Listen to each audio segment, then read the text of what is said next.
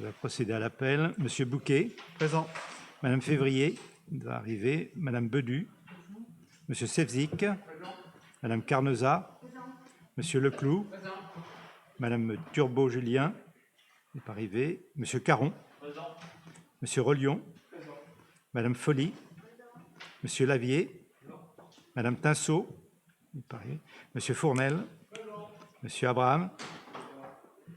Monsieur Bonsens. Madame Farneau. Madame Molina Aubert est excusée à donner pouvoir à Madame Cariot. Madame Cariot. Monsieur Verbeck. Madame Quintana. Monsieur Salle. Monsieur Patrijon. Madame Penin est excusée à donner pouvoir à Monsieur Patrijon et Monsieur Raisonnier est excusé à donner pouvoir à Monsieur Bouquet. Monsieur Volteau. Monsieur Desplanches. Madame Hutzebo. Madame Foubet. Monsieur Donnet. Il va arriver. Madame Lotte est excusée et a donné pouvoir à Monsieur Donnet. Monsieur Gaboret est excusé et a donné pouvoir à Madame Plichon et Madame Plichon. Voilà. Et puis, il y a Madame qui est arrivée là. Nelly est arrivée. Elle est où ici? Nelly, présente. Voilà. On va demander à notre secrétaire perpétuel, Gladys, merci de bien vouloir assurer le secrétariat de séance.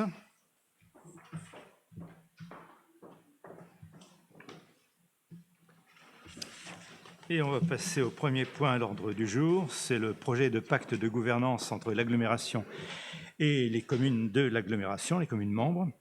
Je voulais simplement l'intituler, mais après ça a déjà été voté en conseil d'agglomération.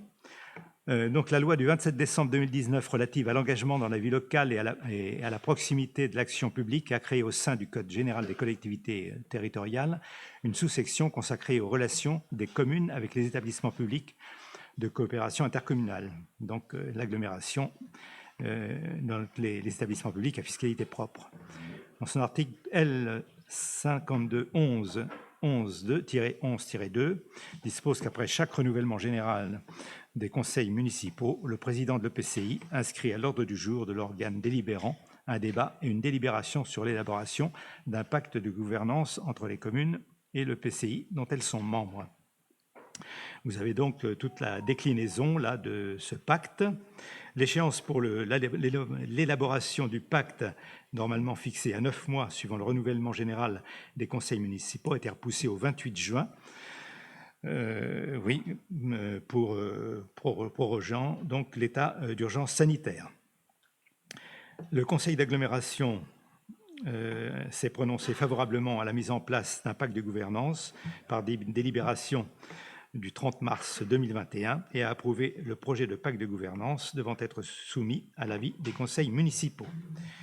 Voilà, donc c'est quelque chose d'assez formel, hein, c'est l'organisation des différentes relations entre l'agglomération et les communes de l'âme, voilà, avec différentes conditions de conventionnement des communes, les processus décisionnels, les subventions aux associations, enfin ça reprend des différentes activités qui unissent nos différentes collectivités.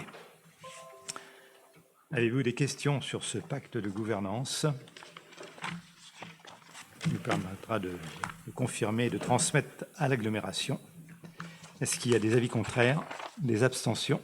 Je vous remercie. Alors, on va passer à la partie finance, qui va occuper l'essentiel de ce conseil. Et tout d'abord, le budget principal de la ville et compte de gestion. Et pour ça, je passe la parole à Monsieur Bouquet. Ça marche, oui. Merci, Monsieur le maire. Donc, on va passer tout d'abord au compte de gestion. Donc, les résultats d'exercice 2020 du compte de gestion qui sont établis par la comptable publique, Madame Brégère-Maillet, donc sont établis comme suit, c'est-à-dire un résultat de l'exercice 2020 en section d'investissement à 1 818 209 €, en fonctionnement 4 089 585 €, ce qui fait un total de 5 907 794 €. Voilà, à cela, on rajoute l'excédent de 2009 reporté au compte 01, l'affectation de résultats de fonctionnement du compte 1068 et le résultat de clôture 2020, ce qui nous fait un total en investissement 14 46 459, en fonctionnement 5 89 585 et donc un total général de 19 136 045 sur les deux sections. Voilà, donc ce résultat, on le verra, est concordant avec le compte administratif que nous allons voir juste après, et vous êtes invités à en délibérer. Avez-vous des questions sur ce compte de gestion? Est-ce qu'il y a des avis contraires, des abstentions? Je vous remercie. Donc, on va passer maintenant à la partie principale, c'est-à-dire la présentation du compte administratif pour 2020. Voilà, donc on est au résultat de l'exercice 2020. Donc, il est rappelé que les résultats de l'exercice 2020 du compte de gestion du budget principal qui sont établis par la comptable publique sont bien concordants avec ceux du compte administratif du budget principal de la ville. Et on vous rappelle donc les soldes d'exécution pour la section de fonctionnement. Hors le compte 002, on est à un chiffre de 4 89 585 €. La section d'investissement, 1 818 209 €, ce qui fait un total de 5 907 794 €. Donc ce solde positif, qui provient principalement de la réalisation des recettes d'investissement, combiné à une baisse des réalisations des dépenses d'investissement pour l'année 2020. Au niveau du résultat brut global de 2020, il s'avère excédentaire de 19 136 045 €, qui est réparti avec 14 46 459 € pour la section d'investissement et 5 89 585 € pour la section de fonctionnement.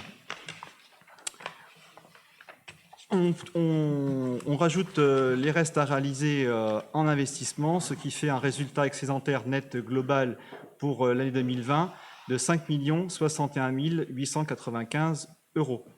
Donc ce résultat excédentaire net global représente 36,61% en plus par rapport au résultat de l'année dernière, donc une augmentation de 1 356 662 €. Alors on va passer d'abord à la section de fonctionnement. Les recettes de fonctionnement que vous retrouvez donc le détail en page 8 de la maquette qui vous a été aussi fournie avec l'ordre du jour. Les recettes de fonctionnement s'élèvent à 20 140 210 € pour l'année 2020, donc une petite diminution, notamment sur les postes qu'on va voir à l'instant. La structure des recettes a connu une baisse donc sur l'année 2020 pour deux postes principaux qui sont les produits des services et puis des ventes qui sont sur un total de 980 662 pour l'année 2020 et puis sur les dotations et participations au chapitre 74 pour 2 142 541 €. Le chapitre 73 des impôts et taxes pour 16 536 804 €, lui par contre a progressé légèrement, notamment par l'effet de l'augmentation des bases. Voilà, donc les produits de service depuis 2014 ont évolué en dents de scie, mais on retrouve quand même on va dire une certaine stabilité à l'exercice, sur cette période entre 2014 et 2020, à l'exception effectivement de 2020, puisque plusieurs services ont été fermés en raison de la pandémie, et nous avons eu une baisse sur ce chapitre.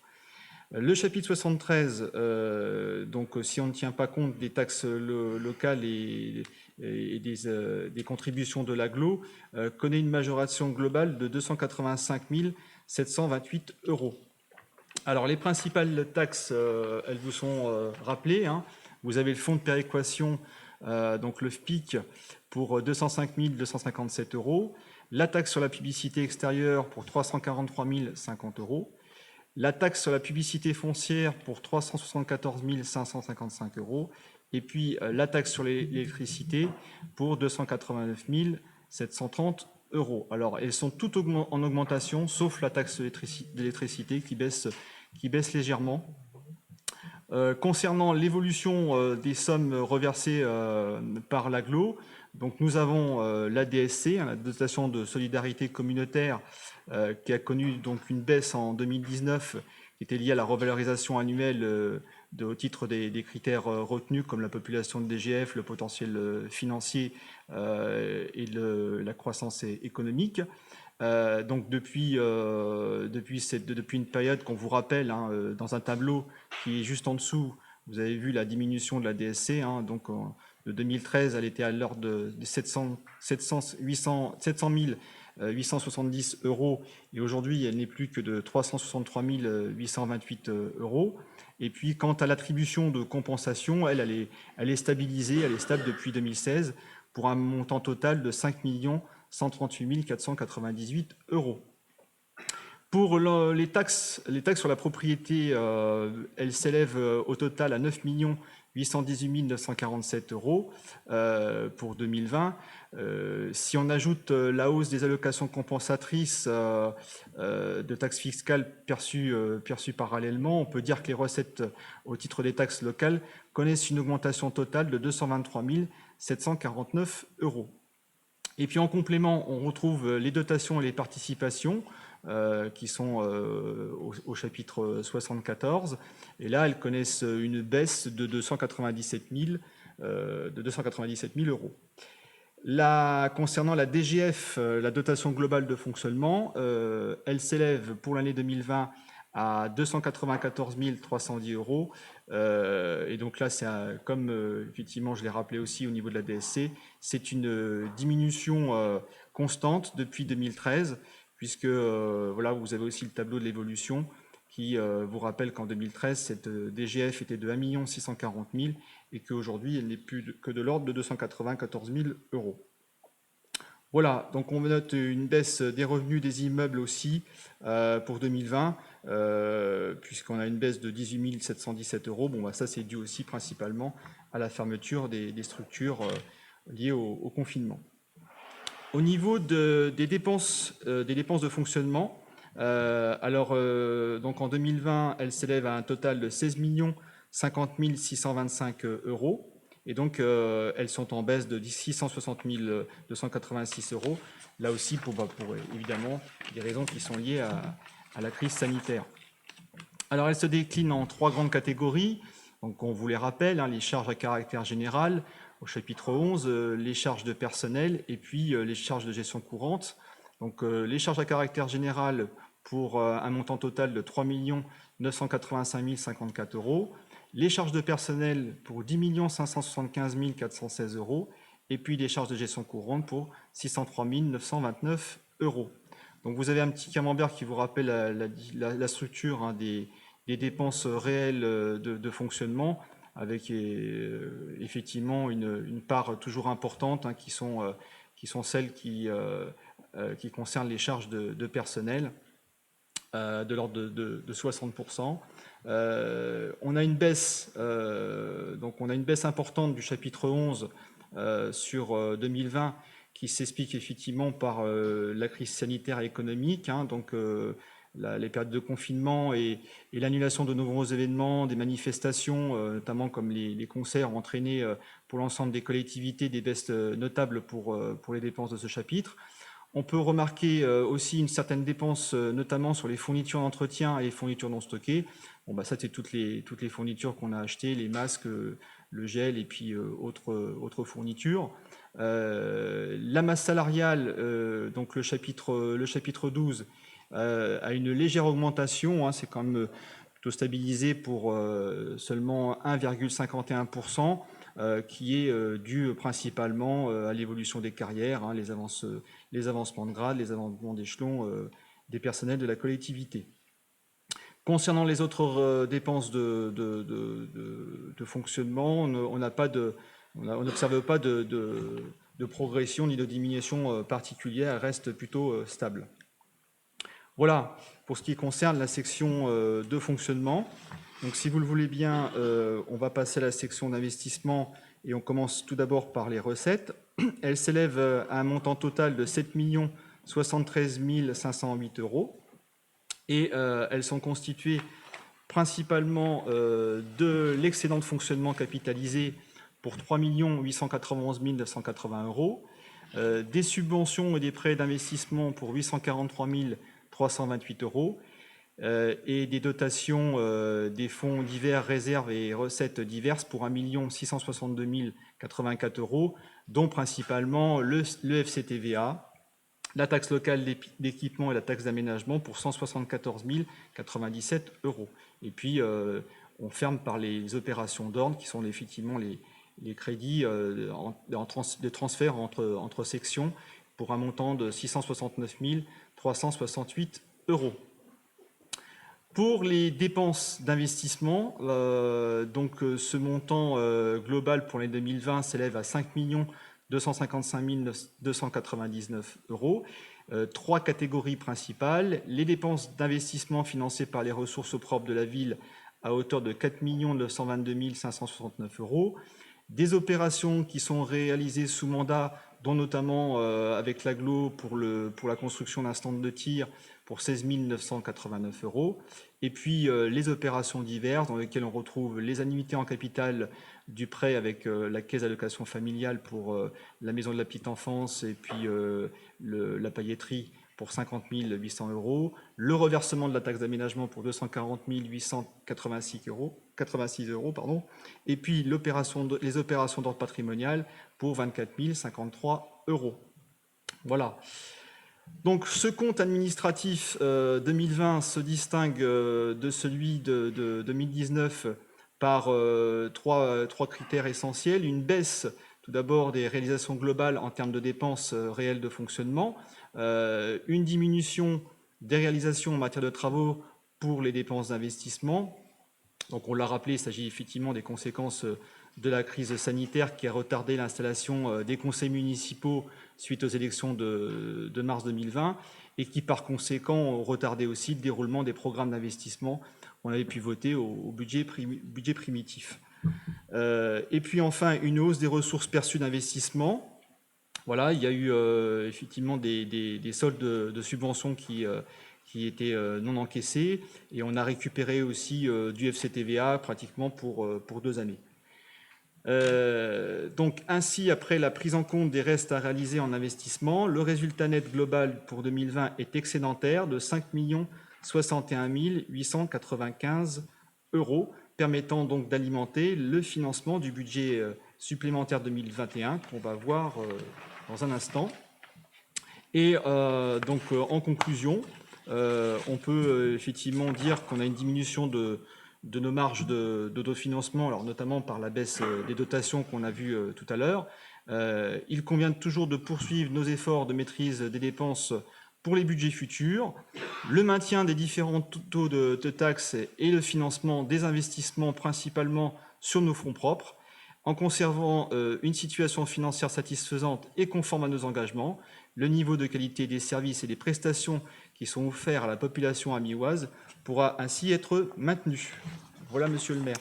Merci, monsieur Luquet, pour cette présentation, pour cette photographie financière de l'exercice 2020. Voilà, donc tout a été dit, je pense, là, surtout en termes de conclusion. Voilà, la situation financière reste malgré tout satisfaisante en dépit des baisses de dotation.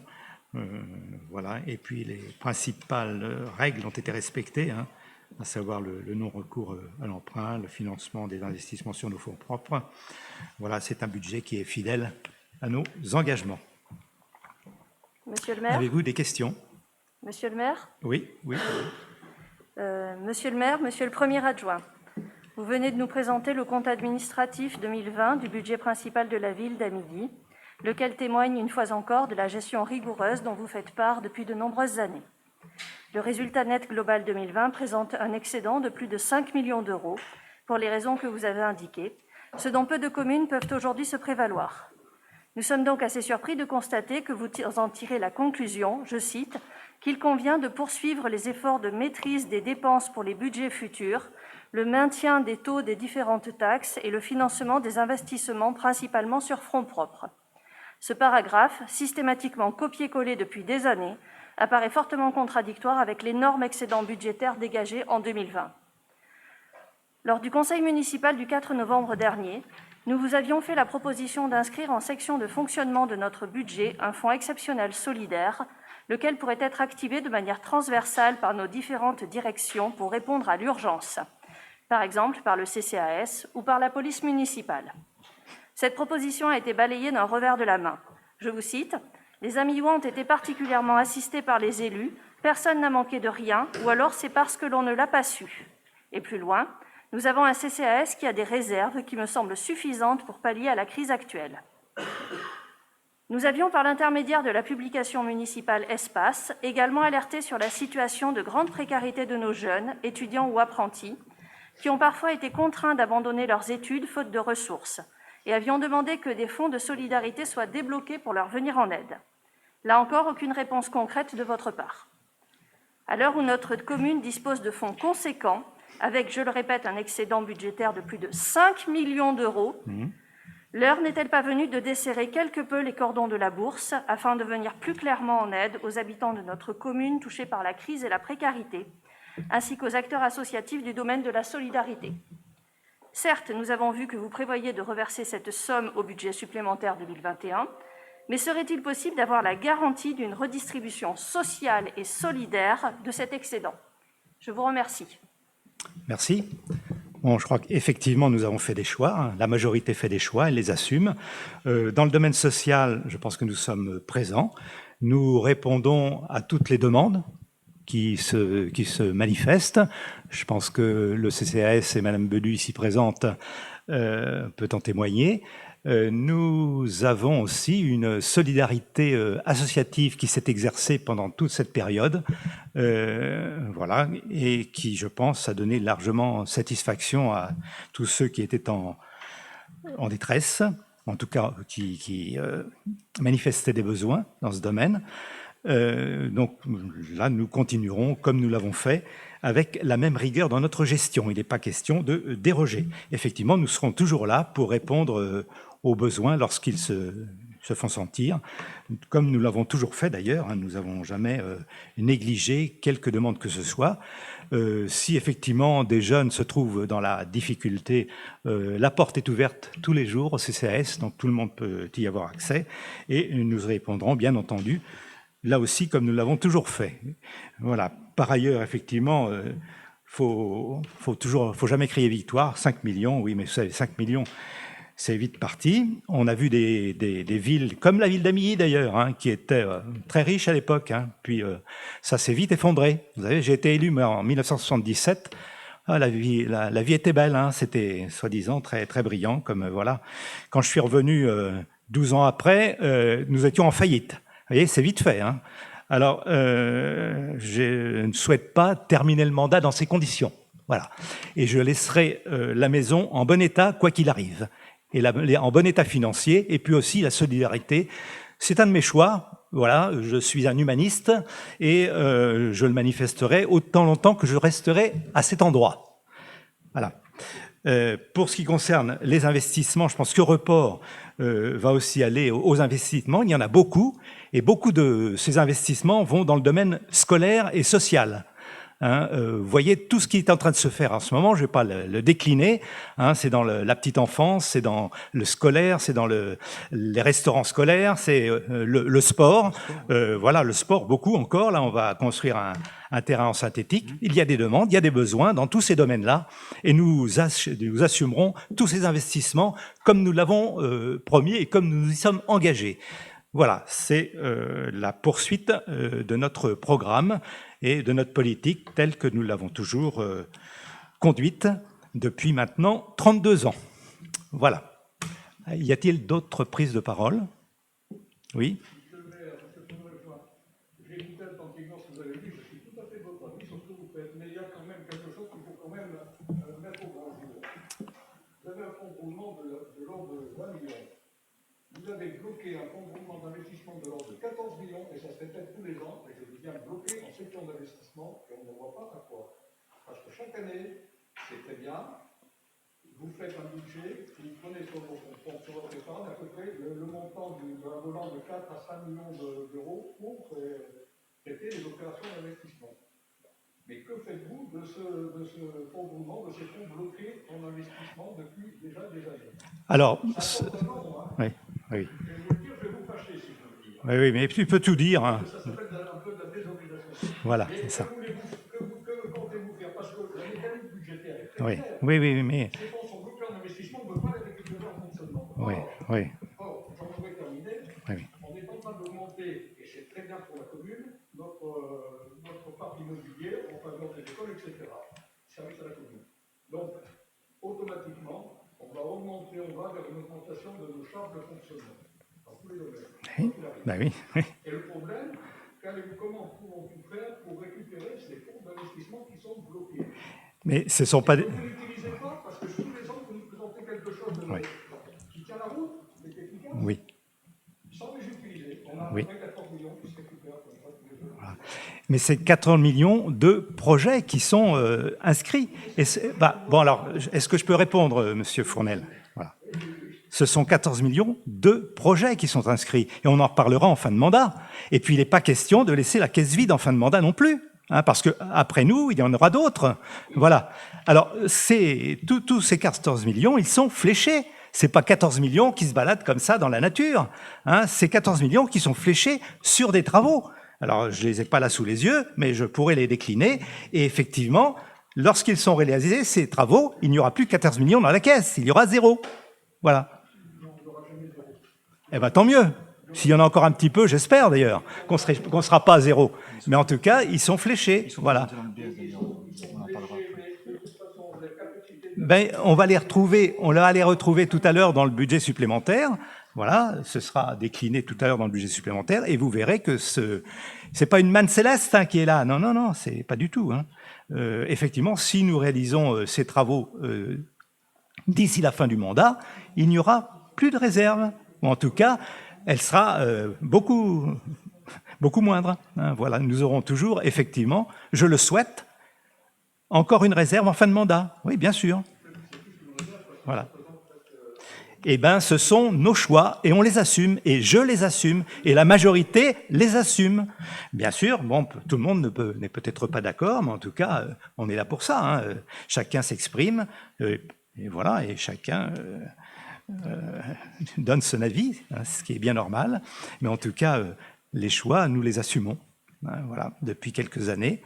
Voilà, ce qui a permis d'ailleurs de renouveler la confiance des Amilois. Voilà, c'est quand même pas mal. Hein, je crois qu'on peut tous s'en satisfaire. Voilà. Bien, est-ce qu'il y a d'autres prises de parole?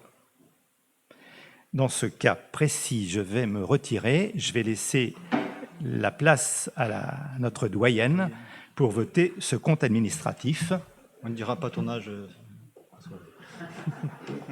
Je ne dira pas ton âge. Le principal, c'est d'être bien dans sa tête, voilà, quel que soit l'âge. Bien. Nous allons donc... Monsieur Fournel, s'il vous plaît.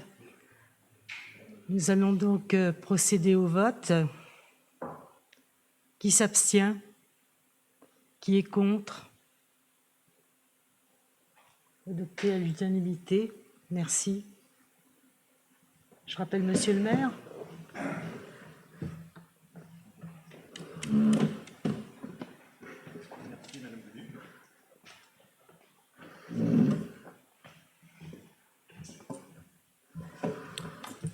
Bien, merci pour votre confiance. On va passer maintenant... Où est-ce qu'on en était là? L'affectation du résultat. Ah, l'affectation du résultat, oui. Voilà. Et ça prend. Donc voilà, on passe à ce point qui concerne l'affectation du résultat de fonctionnement, qui, je vous le rappelle, est de 5 89 585 €. Donc, il vous est proposé d'affecter une partie à hauteur de 4 millions au compte 1068, l'excédent de fonctionnement capitalisé, de la section d'investissement en vue de financer les travaux d'investissement du budget principal de la ville. Donc on verra juste ensuite là. Le solde de l'excédent qui correspond à 1 089 585 € restera affecté en section de fonctionnement du budget supplémentaire de 2021. Voilà. Bon, c'est une opération un peu symbolique. Est-ce que vous avez des questions? Qui est contre? Qui s'abstient? Je vous remercie. Et donc maintenant, on va passer au budget supplémentaire pour l'exercice 2021. Et je repasse la parole à M. Bouquet. Oui, monsieur le maire, donc le budget supplémentaire 2021, donc, il se justifie principalement par l'affectation des excédents de gestion de 2020, des reports de subventions et des participations destinées au financement des investissements, des reports de crédit pour les investissements à réaliser prévus dans les budgets précédents et des ajustements budgétaires si nécessaire. Ce budget supplémentaire 2021 s'élève à 22 842 420 € répartis à hauteur de 1 138 845 € pour le fonctionnement et 21 703 575 € pour l'investissement.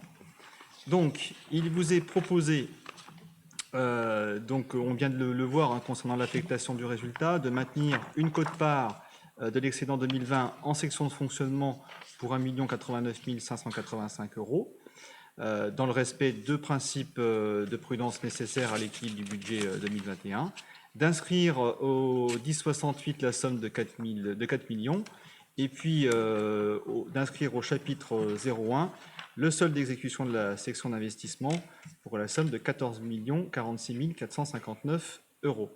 Ce qui nous fera un total pour le budget supplémentaire de 2021 en section de fonctionnement 21 195 948 €, pour la section d'investissement 26 19 575 €, et ce qui fait un total de 47 215 523 €. Alors, vous avez reçu avec l'ordre du jour un document qui est un document de synthèse, mais qui est très détaillé justement dans les opérations qu'a évoqué aussi Monsieur le maire par rapport effectivement à cet excédent. Donc, je rappellerai simplement, voilà, c'est quelques points au niveau de la section de fonctionnement qui s'équilibre à 1 138 845 €.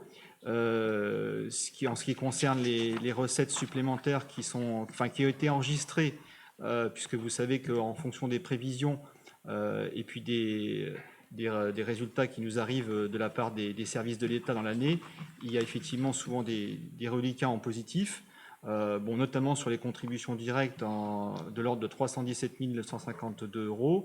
La dotation forfaitaire, un supplément de 8 412 €.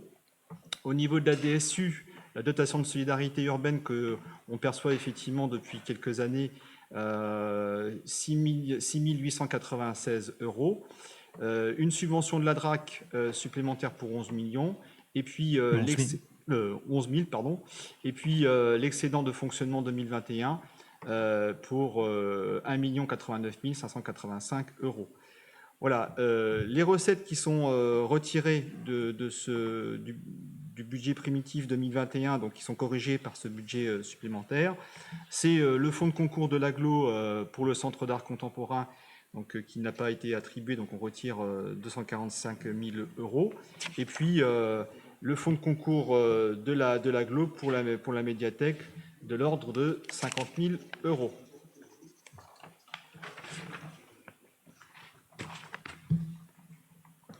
Au niveau des dépenses, les dépenses supplémentaires qui ont été enregistrées et qu'on inscrit dans ce budget supplémentaire sont des dépenses à caractère général, tout d'abord, de l'ordre de 370 027 €, suite à des ajustements liés à l'entretien et aux réparations des bâtiments, l'éclairage public, les réseaux de voirie, les postes qui concernent les vêtements de travail, la maintenance, l'informatique et la téléphonie.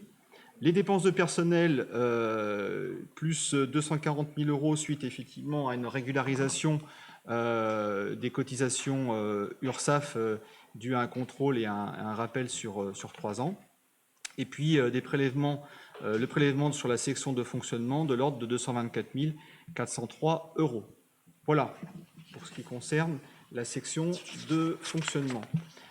En investissement, elle s'équilibre à 21 703 575 €, avec des recettes supplémentaires qui ont été enregistrées. Donc, on l'a évoqué tout à l'heure, les 4 millions donc, qui correspondent à l'excédent de fonctionnement de 2020. Le solde d'exécution d'investissement de l'ordre de 14 46 459 €. Le solde des subventions qui reste à percevoir de 1 167 944 €. Et puis un complément de prélèvement et de régularisation du FCTVA de 524 403 €. Voilà. Puis, de façon un peu plus symbolique, 10 000 € pour les opérations sous mandat avec l'AGLO. Alors, il y a toujours des recettes qui sont reportées, notamment, on vient de l'évoquer, pour le stand de tir de l'ordre de 1 559 000 €. La participation de l'AGLO pour les travaux de voirie de 155 000 €, et puis des subventions à percevoir du département concernant le Moulin Bardin pour 156 017 €, et puis l'église de Saint-Firmin pour 84 750 €. Des dépenses supplémentaires qu'on inscrit donc au chapitre de la voirie pour 100 000 € pour abonder le marché de réfection de la voirie, le marché donc toujours annuel, 263 000 € pour le parking de Saint-Firmin, 160 000 pour le parking de la place de la Paix. On en rajoute aussi 112 000 pour le square de Saint-Firmin, 300 000 € pour la rue Lino Ventura et concernant notamment la piste cyclable, 380 000 € pour la rue Pénaud, 206 000 pour la place de l'église et 20 000 pour réaliser un diagnostic sur l'alignement des arbres. Au niveau des bâtiments, des terrains et plus particulièrement aussi au niveau du cimetière, nous avons différentes opérations. Tout d'abord, pour de l'ordre de 800 000 € pour la construction du restaurant scolaire d'Ego, 1,8 million pour la réhabilitation du Petit Chénois, 300 000 € pour la maison de santé pluridisciplinaire, 150 000 pour l'aménagement du cimetière, 800 000 pour le terrain synthétique du stade, 50 000 € pour le Moulin Bardin pour effectivement terminer cette opération avec le complément de la scénographie, 50 000 € pour l'orgue de Saint-Firmin, 122 844 € pour l'église de Saint-Firmin et 139 945 € concernant les concessionnaires, comme les concessionnaires pour l'eau, pour l'électricité, comme tous les ans. Et puis enfin, une somme de 210 838 € concernant différents bâtiments comme la ferme du Bourg ou la maison Pautre. Voilà. À cela s'ajoute 87 315 € pour le matériel divers, donc le mobilier et l'informatique, et puis 150 000 € en réserve foncière. Les dépenses reportées, qui sont effectivement donc cette fameuse somme qui est importante là de 16 28 000 €, et donc vous voyez donc l'affectation, notamment sur le poste de la voirie, avec 1 194 892 € qui concerne principalement la rue de la Fontaine. Ensuite, on a tout ce qui concerne les bâtiments, avec la maison Pautre pour 160 832 €. La réhabilitation de la mairie qui va commencer, donc, si tout va bien cette année, pour 1 500 000 €. La réhabilitation de la maison Colin pour 204 838 €. La réhabilitation de la maison protocolaire, donc la maison Maury, pour 1 621 902 €. La réhabilitation de l'école primaire du Clovino, donc, qui continue, donc une opération importante, et là on a 3 022 366 €. Toujours dans la même unité foncière, on a la garderie pour 1 074 450 €. Le restaurant scolaire de Virois pour 1 749 363 €.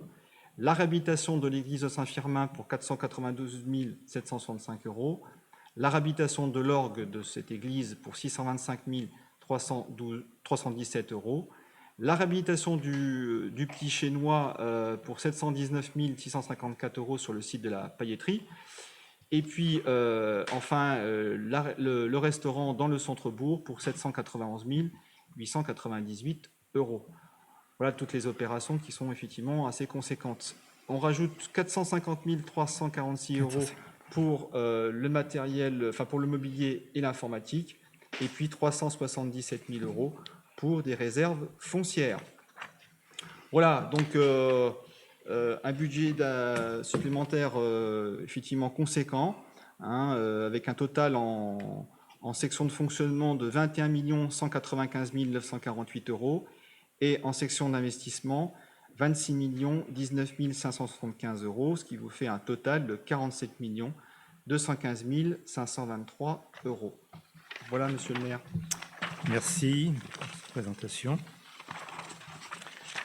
Voilà, donc vous voyez, ça c'est tous les investissements en cours et à venir. Voilà, il y a quand même beaucoup de chantiers qui nous attendent.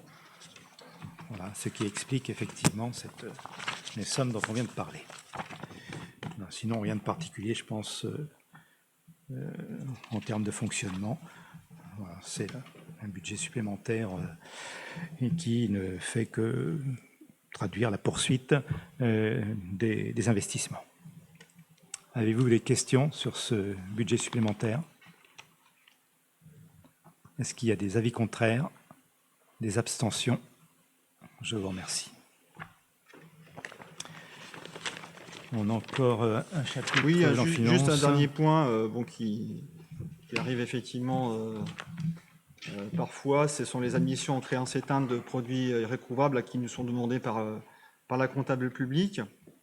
Donc c'est des titres de recettes qui n'ont pas pu effectivement être couverts par le comptable public, donc de l'ordre de 6 008,20 €, donc qui concerne principalement des impayés sur la cantine et la garderie périscolaire, voilà, qui s'étale sur différents exercices de 2016 jusqu'à effectivement 2018, voilà, même 2019. Voilà. Avez-vous des questions sur ces admissions en créances éteintes de produits irrécouvrables? Qui est contre? Qui s'abstient? Je vous remercie. Alors, on va changer de chapitre. On va passer maintenant à l'aménagement du territoire.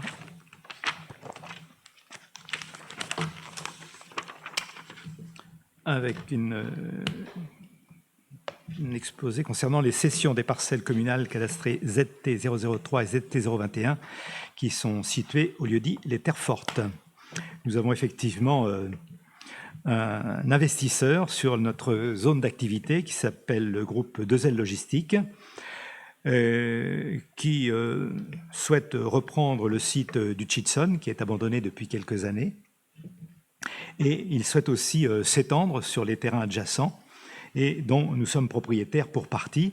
Donc pour ces deux parcelles, l'une de 1233 m² et l'autre de 286 m², au prix de 15 € du mètre carré, c'est le prix de vente des terrains sur la zone industrielle actuellement. Alors évidemment, il y a quelques conditions suspensives, à savoir il faut que l'acquisition du site du Chitson soit effective. Et pour la parcelle ZT03, l'acquisition à condition aussi d'acquérir les parcelles contiguës, à condition aussi d'obtenir les financements bancaires et les autorisations environnementales nécessaires au projet. Et puis aussi, il faudra que les éventuelles contraintes archéologiques soient levées. Voilà, donc nous avons eu la confirmation du prix de 15 € du mètre carré par le service des domaines. Voilà, donc cela fait une somme de 22 785 € et les frais de transfert de propriété sont pris en charge par le futur acquéreur. Voilà. en espérant que cette opération puisse se réaliser dans les meilleurs délais, puisqu'il y a, je crois, à terme 150 emplois qui sont prévus sur ce site. Avez-vous des questions? Qui est contre? Qui s'abstient? Je vous remercie. Alors, le deuxième point, c'est à la mise à l'alignement de l'impasse des Chardonneraux. C'est l'acquisition foncière de la propriété, concernant la propriété de M. Guillaume. Nous avons déjà délibéré, je crois que c'était la dernière fois, pour cette question-là. Et donc, nous avons oublié une parcelle. Alors, oui, nous avons délibéré pour une emprise foncière de 51 mètres carrés issue de la parcelle BR 234 et d'une partie de la parcelle BR 549. Donc, ces parcelles nous sont cédées à l'euro symbolique. Les frais de géomètre sont à la charge de la ville. Et nous avons aussi des frais de reconstruction de clôture pour 19 080 €. Donc, il s'avère que les terrains quérir sont constitués des parcelles suivantes. La BR 549 de 51 mètres carrés et la BR 234 de 17 mètres carrés. Effectivement, laquelle avait été oubliée. Donc, nous devons redélibérer pour l'acquisition de ces deux parcelles pour aligner l'impasse des Chardonneraux. Vous avez le plan, vous voyez où sont situées ces deux parcelles. Avez-vous des questions? Qui est contre? Qui s'abstient? Je vous remercie. Ensuite, il s'agit de la mise en vente de véhicules appartenant à la ville d'Amilly. Cela se fait dans le cadre d'un accord cadre à bon de commande, passé avec la centrale d'achat Aprolis Centrachat pour une durée de 48 mois. Donc c'est Agorastore qui propose la fourniture et la maintenance d'une plateforme de courtage aux enchères en ligne, en tant qu'adhérente à la centrale d'achat. Vous avez donc la liste des véhicules qui sont à vendre aux professionnels et qui sont mis à prix entre 500 et 60 000 €. On vous rappelle les conditions de vente. Voilà. Par ailleurs, vous aviez délégué au maire l'aliénation de gré à gré de biens mobiliers jusqu'à 4 600 €. Voilà, donc il vous est proposé d'approuver la liste annexée des véhicules mis en vente sur le site d'enchères. Donc vous avez la liste, ça va de 500 € à 60 000 €. Voilà. La vente des véhicules se fera aux conditions générales de vente de la ville. Vous avez les conditions annexées, et la durée des enchères pour chaque lot sera de 10 jours. La vente des véhicules dont l'enchère atteindra plus de 4 600 € se fera au plus offrant. Et les ventes jusqu'à 4 600 € seront conclues par décision du maire. Et je vous demande donc de m'autoriser à renouveler la vente sur le site d'enchères Agorastore jusqu'à la vente de l'ensemble des véhicules concernés et de signer tout document utile à la réalisation des opérations. Voilà, on passe par un logiciel qui nous est proposé par Aprolis Centrachat, tout ça avec des conditions très précises pour la mise en vente de ces véhicules pour la plupart obsolètes. Avez-vous des questions? Qui est contre? Qui s'abstient? Je vous remercie. Là, maintenant, il vous est proposé d'adhérer à la Fondation du patrimoine pour l'année 2021. Vous savez que nous avons déjà travaillé avec la Fondation. Et là, je crois qu'on a d'ailleurs une opération en cours avec l'église de Saint-Firmin. Donc, il veut proposer de renouveler cette adhésion pour un montant de 600 € pour l'année 2021. Qui est contre? Qui s'abstient? Merci.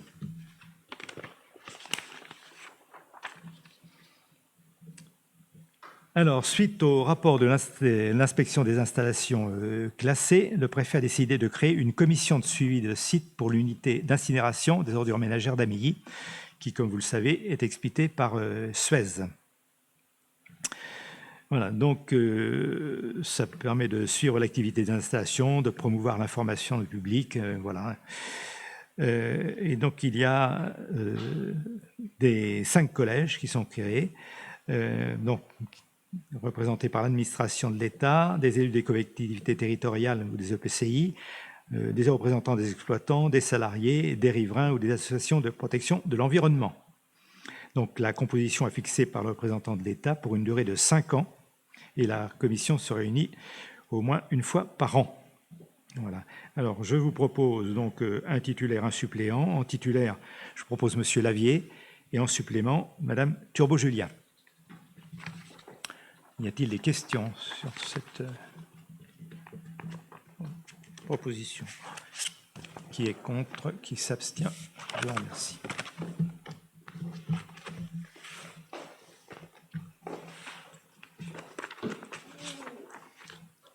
Alors là, c'est un rapport pour information. Il s'agit d'un rapport d'activité 2020 de la Commission consultative des services publics locaux. Donc, cette commission s'est réunie 2 fois, le 9 septembre 2020 pour l'examen des rapports de 2019 pour la DSP distribution de chaleur et distribution de gaz. Donc, ça, ce sont des rapports établis par Dalkia et GRDF. Et le 15 décembre 2020 pour l'examen des rapports 2019 sur le prix et la qualité des services publics de l'eau potable et de l'assainissement. Voilà, des rapports qui avaient été pris par Suez. Donc, je crois que là, il n'y a pas de vote. Non, c'est juste Voilà. on prend Alors, on va passer au rapport rapidement résumé.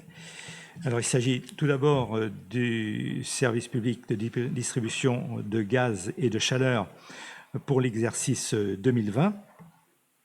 Je vous rappelle que pour la DSP gaz, le contrat de concession a été conclu avec GRDF en 1994 pour une durée de 30 ans. Et pour la distribution de chaleur, c'était conclu avec Dalkia en 2013 pour une durée de 20 ans.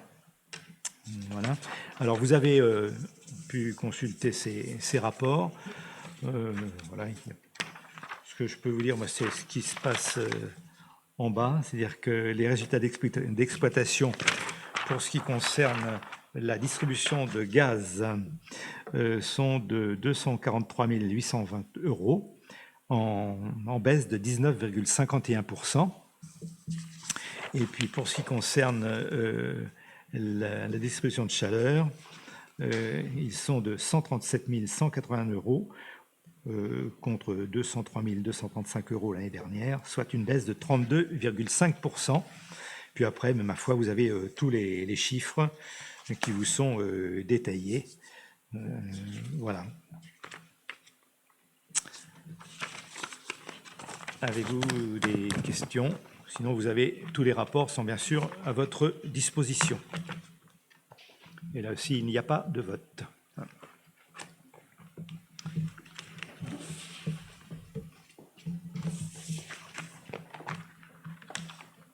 Alors, pour ce sont les tarifs de la saison musicale 2021-2022. Ces tarifs sont reportés à l'identique avec 12 concerts cette année. Voilà. Un tarif nouveau est proposé, c'est le tarif pour un parent qui accompagne un mineur élève de l'école de musique, donc à raison de 10 €. Et ça, c'est valable effectivement pour 2 personnes, pour les parents, s'ils accompagnent leur enfant. Et il est proposé également de supprimer le tarif de vente des programmes.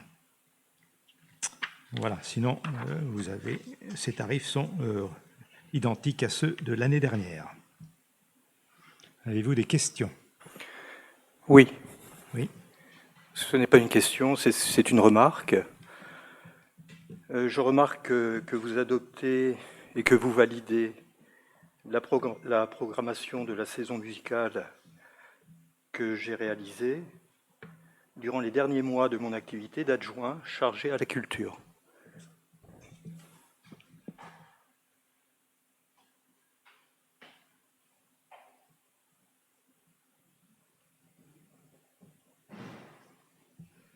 Bien. Tout à fait. Avez-vous des questions sur ce rapport? Est-ce qu'il y a des avis contraires, des abstentions? Je vous remercie.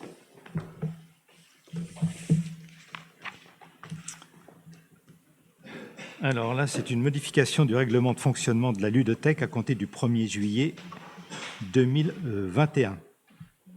Afin de répondre aux demandes des adhérents et de faciliter l'accès aux prêts, il est proposé que la carte de prêt de jeu soit annuelle au lieu d'être limitée à l'emprunt de 10 jeux.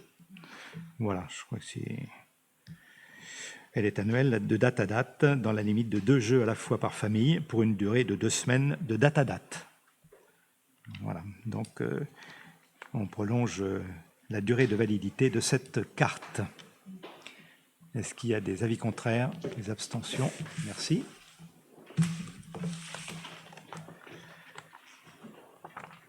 Alors, on passe aux frais de scolarité. Voilà. Pour l'année scolaire, donc 2021-2022. Donc, je vous rappelle que la répartition des dépenses de fonctionnement se fait par accord entre la commune d'accueil et la commune de résidence. Pour le calcul de la contribution de la commune de résidence, il est tenu compte des ressources de cette commune, du nombre d'élèves de cette commune scolarisés dans la commune d'accueil et du coût moyen par élève calculé sur la base des dépenses de l'ensemble des écoles publiques de la commune d'accueil. Les dépenses à prendre en compte à ce titre sont les charges de fonctionnement, à l'exclusion de celles relatives aux activités périscolaires. Donc, on vous rappelle tous les éléments à prendre en compte, donc les dépenses de personnel, les dépenses relevant du service entretien-réception, les dépenses relevant du service éducation, informatique et sport, les dépenses relevant des services techniques. Voilà. Alors, le coût réel par enfant pour l'année 2020 et le suivant, après le calcul de toutes ces dépenses, de 1 010 € pour un élève d'élémentaire et 2 049 € pour un élève de maternelle. Effectivement, ça a beaucoup augmenté cette année, mais il y a eu tous les frais consécutifs aux produits sanitaires, etc. Voilà. Et alors, au regard des coûts annoncés de cette année exceptionnelle, il vous est proposé de maintenir les frais de scolarité 2020-2021 pour l'année 2021-2022, à savoir 958 € pour un élève d'élémentaire et 1 715 € pour un élève de maternelle, avec bien sûr application du potentiel financier pour les communes dont le potentiel est inférieur à celui de la ville d'Amilly. Par ailleurs, il n'y a pas de modification quant aux différentes dispositions régulièrement renouvelées. Avez-vous des questions sur ces frais de scolarité? Est-ce qu'il y a des avis contraires? Des abstentions? Je vous remercie. Alors, maintenant, il s'agit de la participation aux frais de scolarité au titre de l'année scolaire 2021-2022 pour les enfants amillois qui sont scolarisés dans une autre commune de l'agglomération. Donc, les communes de l'AM ont décidé donc d'augmenter de 3% le montant des frais de scolarité. Voilà, donc à savoir, ça fait 1 395 € pour les élèves de maternelle et 755 € pour un élève d'élémentaire. Et donc, il vous est proposé que les frais de scolarité, si les frais de scolarité s'avéraient supérieurs au coût réel par enfant, seul le montant de ce coût réel serait réglé par la ville d'Amilly. Voilà. Il vous est proposé donc d'accepter de régler les frais de scolarité dus à ces communes pour les dérogations accordées au titre de l'année 2021-2022 et les dérogations déjà en cours de validité. Avez-vous des questions? Est-ce qu'il y a des avis contraires, des abstentions? Je vous remercie.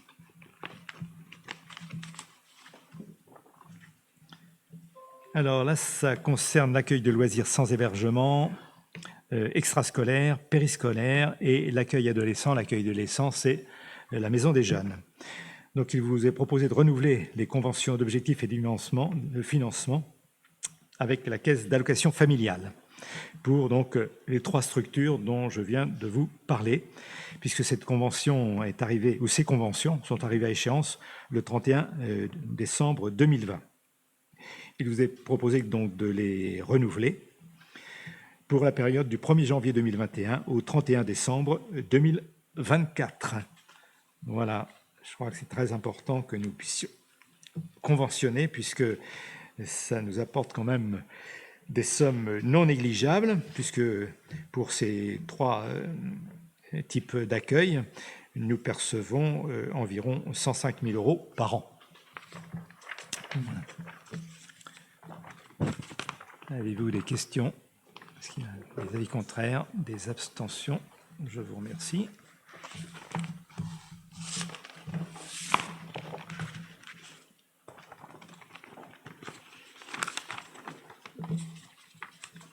Donc là, il s'agit, oui, on est ressources humaines, donc une modification du tableau des effectifs. Alors, il vous est proposé de créer, à compter du 1er juillet 2021, un poste à temps complet de juriste responsable du pôle administratif et donc accessible aux candidats de catégorie A ou B du cadre d'emploi, donc d'attaché ou de rédacteur, catégorie A ou B. Il vous est proposé aussi de créer, à compter du 1er août 2021, un poste de chargé d'exposition à temps complet, voilà, qui est accessible aux agents relevant des cadres d'emploi des attachés territoriaux de conservation du patrimoine de catégorie A ou d'assistants de conservation du patrimoine de catégorie B. Et puis, 2 postes à temps non complet, c'est-à-dire 20 heures par semaine, pour les chargés d'accueil au centre d'art. Ça, ce sont des cadres d'emploi, des adjoints du patrimoine de catégorie C. Par ailleurs, vous avez un certain nombre de créations là, qui se sont simplement des promotions pour les autres. Hein. Voilà. Alors, à compter du 1er juillet 2021, vous est proposé de créer un poste de rédacteur principal de première classe à temps complet. À compter du 1er octobre, un poste de brigadier chef principal à temps complet, un poste d'adjoint administratif territorial principal de première classe à temps complet, un poste d'adjoint d'animation principale de première classe à temps complet, 3 postes d'adjoint technique territorial principal première classe à temps complet, 2 postes d'adjoint technique territorial principal de deuxième classe, 3 postes d'adjoint d'animation territoriale principale de deuxième classe, un poste d'agent de maîtrise principal, un poste d'agent spécialisé principal de première classe des écoles maternelles et un poste de bibliothécaire principal à temps complet. Et aussi, à compter du 1er décembre 2021, un poste d'animateur principal de première classe à temps complet et un poste d'agent de maîtrise principal à temps complet. Voilà, tout ça, ce sont des promotions. Avez-vous des questions sur ces créations de postes? Est-ce qu'il y a des avis contraires? Des abstentions? Je vous remercie. Il y a un point supplémentaire. Je vais passer.